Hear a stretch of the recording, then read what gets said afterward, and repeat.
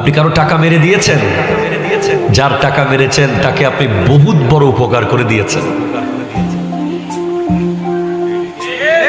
যার টাকা কেউ মেরে দিয়েছে সে আজকে থেকে আর আফসোস করবেন না, হাসতে হাসতে বাড়ি যান। কারণ এক পয়সার জন্য 700 রাকাত নামাজ দিতে হবে। এক আনা নয়, এক পয়সা, এক পয়সা 700 রাকাত নামাজ দিয়ে ফেলতে হবে কিয়ামতের মাঠে। তো আমার 1 টাকা মেরে দিয়ে তুমি 700 রাকাত নামাজ দিয়ে ফেলো, আমার জন্য ভালো, মেরে দাও। ঠিক কিনা? জোরে কথা বলেন না। দিতে হবে, কোনো ছাড় নাই।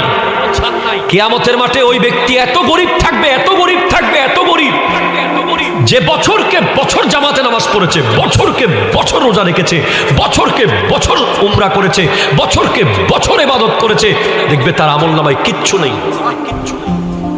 গোটা খালি। বলে কিরে তুই অমুকে 10,000 টাকা খাই ফেলাইছস, তাকে ডাক। বলবে তোর টাকা দিছিল, দেয় নাই, নিয়ে নে, টাকা তো পাবে না, এত পরিমাণ সওয়াব দিয়ে দাও, সব দিয়ে ফেলতে হবে।